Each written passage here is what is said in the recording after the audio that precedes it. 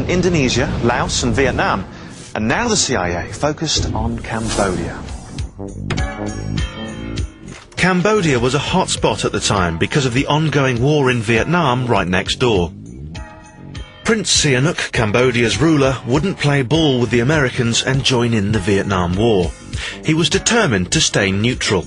Cambodia would not open its doors to American troops. So the CIA did what it always does in these situations. It found someone who would let them into Cambodia and then help them into power. And this person was Lon Nol, a Cambodian general. On March 16th, 1970, Lon Nol and the army staged a coup in Cambodia with the full knowledge of the CIA. It's hard to comprehend the level of the military misfits who took over Cambodia under this man called Lon Nol. He was out to lunch when it came to running a war. No doubt the CIA would whisper in his ear every day, or the American military mission would pass over their intelligence reports about deteriorating situation on every front. Lon Nol preferred the tea leaves. He was that out of touch. Despite Lon Nol receiving the best help the CIA could offer, he just wasn't very good at government. The CIA had chosen another dodgy leader and left Cambodia to face the consequences. With Lon Nol in charge, the economy failed, people went hungry, and the south of the country got bombed by the Americans.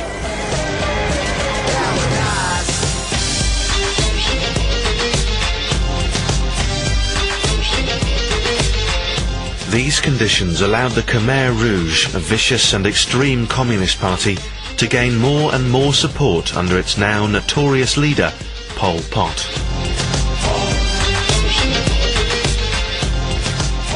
In March 1975, the Khmer Rouge invaded the capital of Cambodia, Phnom Penh, and overthrew Lon Nol and his government. We leave a capital swollen with refugees. Nearly 2 million people are now concentrated in Phnom Penh. In 5 years, the men who overthrew Prince Sihanouk have lost the war. Within a few days, the communists will be taking over. My first memory of the war coming to my home was when the soldiers and their trucks poured into the city, and my family, along with 2 million Cambodians living in the city of Phnom Penh, were evacuated in 72 hours. All vestiges of development or modern influence were dismantled or destroyed. Electricity was unnecessary in the new society, so wire was removed to be used for something more productive. The Khmer Rouge wanted to create this pure, new utopian agrarian society. And all those people who weren't farmers were a danger to this new society.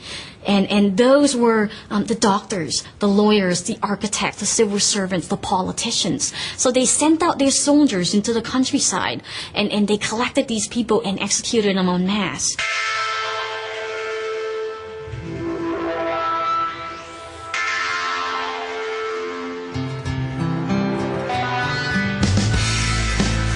The 3 years, 8 months, and 21 days of Khmer's rule claimed the lives of 1.7 to 2 million Cambodians. Among the victims were both my parents, my 2 sisters, and 20 other relatives, where they've located over 20,000 mass graves in Cambodia. And they were killed with the blunt instruments at the back of their heads.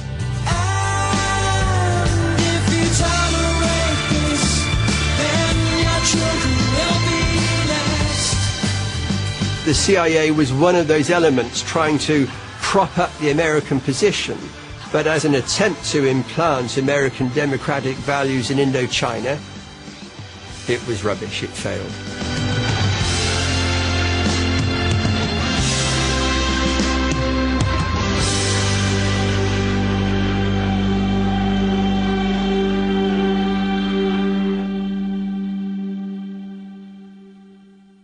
The Angolan Civil War began